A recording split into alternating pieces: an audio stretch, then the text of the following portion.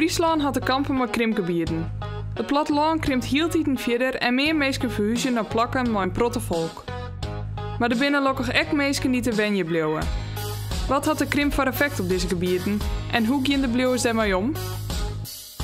Ik ga mijn hele leven in Ljouwert wennen. Ik ben Fries Grubroch, maar Friesland is mijn vreemd. Ik wen je graag in de stad, maar ik ben nieuwsgierig naar wat er nog meer te vinden is in Friesland.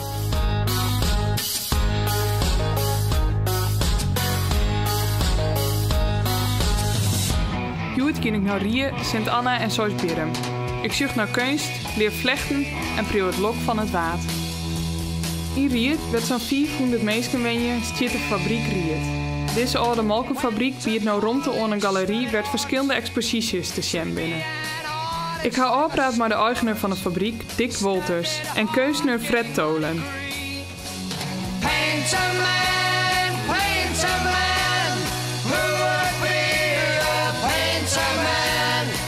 In Harlingen heb ik een lijstenmakerij en een kleine expositieruimte in de winkel.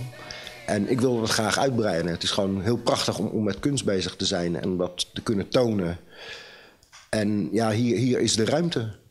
En ik geloof dat het wel een bijzonder gebouw is. Wat maakt dit gebouw zo bijzonder? Het formaat natuurlijk.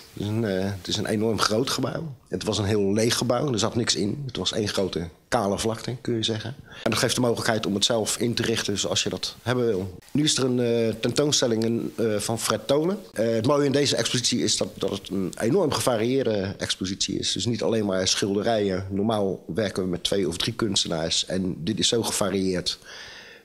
Ja, dan heb ik aan 1 kunstenaar voldoende. Als je al de schilderijen hier ziet, dan dat is mijn woonomgeving.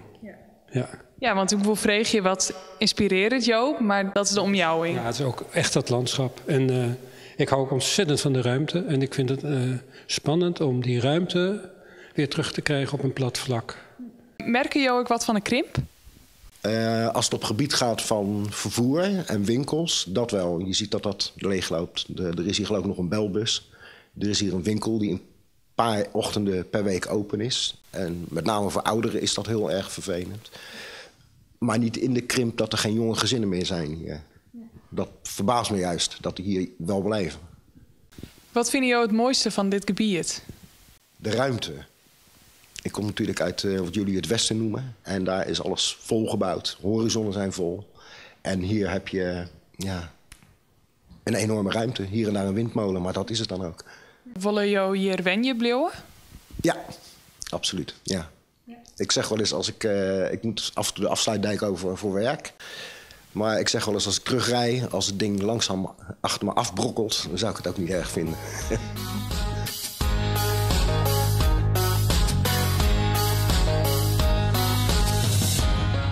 Ik ging langs bij Klaas van der Vies. Hij went in Sint Anna en had een net alledaagse hobby. Van der Vies maakt het einekwarten. Wat houdt dit correct in? En hoe zocht hij als oudertje in de krimp aan?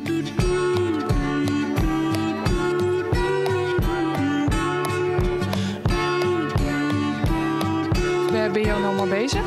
Ik ben nu maar het stolenmatje aan de gang. Dat ben biezen. En die groeien hier dus in het beeld, gewoon in de sleet. En die kan snijden en dan droegen ze mooi. En dan kan ze gewoon weer in de stoel. Die biezen die vinden jou hier in de omjouwing? Ja, die snij ik zelf en die droeg ik zelf. Want dat was als de zo'n bosje biezen is, dan weet je maar €15 kwijt en dan maakt ze nog in de stoel. Hoe lang doe je dit al? Nou, dit doe ik misschien een hier is 20, denk ik. Maar eindelijk maatje en zo, en dat doe ik uiteindelijk mijn hele leven nog. En wat vind je het meeste aan deze hobby? Nou, dat is mooi. De maakst wat, hè. En Semedai ben de vrouw die ik altijd in mooi. Semedai ben het veld in. Dan snijden we de biezen. Het ruit snijden we. En het vlaaks verbouw ik zelf. Dat we broeken hier voor de bandjes en zo wat heen. Nou, dat verbouwen we zelf. En ja, dan ben je er altijd mee bezig. En hoe lang ben je jou hier nou? Wij wennen hier nu 50 jaar. En je blauwe hier ben je? Ja, dat denk ik wel. Ja, we verkassen net meer voldoende dus hier bij is aan de broodje. Ja. Wat vind je jou mooi onder omjouwing? Ja, alles wel. Hè. Als we duizend even keer de fietsen of zo en een beetje sabbat wat. En dan kun je even naar de eiland gaan en als het mooi waar is. En dat heeft ervoor als er net meer werkenhuis bij een oor, dan kun je het al jezelf invullen. Hè? Ja, we hebben, wat dat betreft wennen we hier zo mooi wordt. Merk je wat van de krimp in omjouwing? De krimp, ja. Dat is je natuurlijk wel. Ja. Hier is net zo'n heel groot werk voor de jeugd.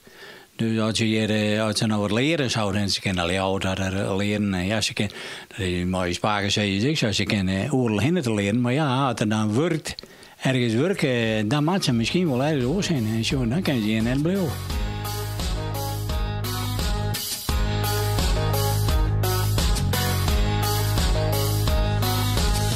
In het eer van de Waadzee loopt het warp zoals Bierum.